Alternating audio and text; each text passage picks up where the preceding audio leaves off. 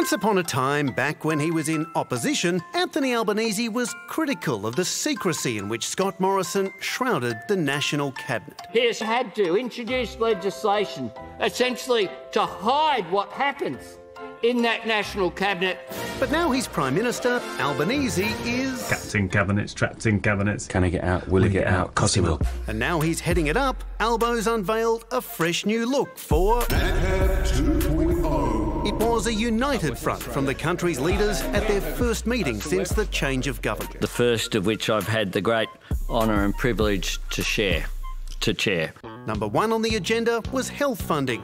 State and territory bigwigs had been pushing for the Commonwealth to continue the COVID-era 50-50 hospital funding split, and the PM agreed, extending the previous deal to the end of the year. The Commonwealth has agreed to extend the COVID funding arrangements until the 30th of December. A move that scored him this solid review from across the political aisle. Firstly, I think it's a great start, and I think is incredibly welcome and was supported by every state premier and chief minister. But it wasn't just healthcare. The new look NatCab covered a lot of ground. The issue of skills shortages. Our plan of powering the nation, a constitutionally enshrined voice to Parliament. I got to meet the Premier of Tasmania for the first time last night. But after years of tension and friction, the biggest takeaway was...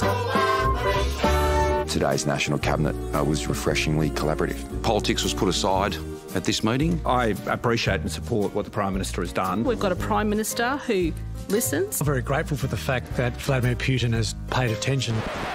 So with a spirit of collegiality spreading through the country, is politics in Australia finally changing? Did you suggest ending National Cabinet secrecy today? No.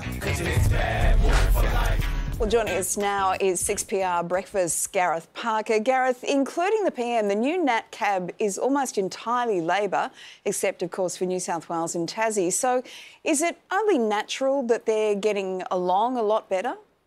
Well, it's a new era, isn't it? I mean, I think that Scott Morrison developed the National Cabinet in the early crisis days of the pandemic, and it was a common sense, practical way to try and get some quick collaboration happening in an environment of crisis. But the longer it went on, the longer it was a platform for the states to blame all the bad things that were happening on the Prime Minister, and he eventually ended up being led around by the nose, or at least had the appearance of being led around the nose by the premiers. So, look, the dynamic's new. I think any new Prime Minister's always got a grace period with the public, and he's also got a grace period with the leaders.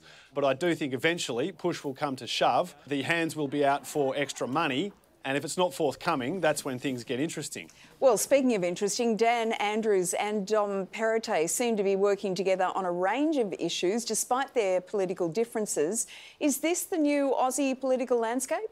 Well, it's really interesting, isn't it? I mean, they've kind of formed this unlikely alliance. You've got the Liberal Premier in New South Wales, the Labor Premier in Victoria. New South Wales and Victoria have never been renowned for seeing things the same way and getting along, let alone from different political parties. But this really started in the last quarter of last year when it became obvious that Dan and Dom were trying to work together to sort of blaze a trail forward emerging from the COVID period of restrictions. They got together and decided to open the border either side of the Murray River. They got together and decided to open to international visitors again.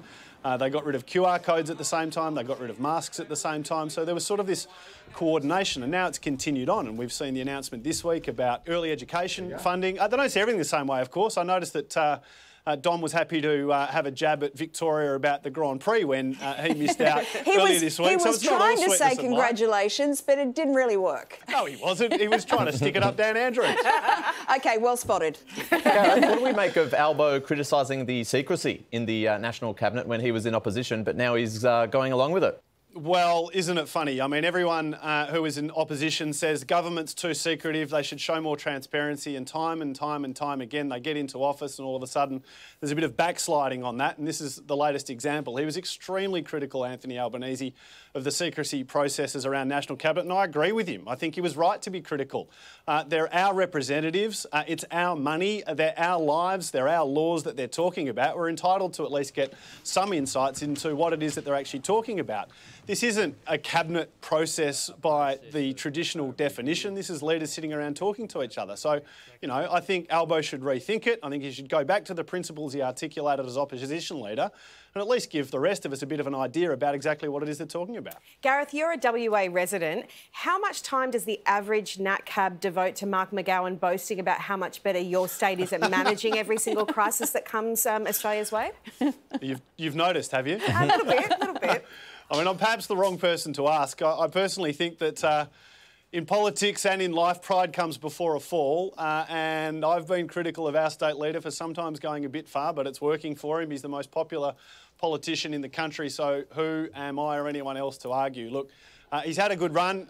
We've done well with the pandemic management. The economy's going well, although inflation's starting to rear its ugly head here in the West. So maybe there is a long tail to some of these decisions. But certainly he has not been shy, Mark McGowan, in hiding his light under a bushel. Again, well spotted. Gareth, thanks for your time. Captain Obvious over here.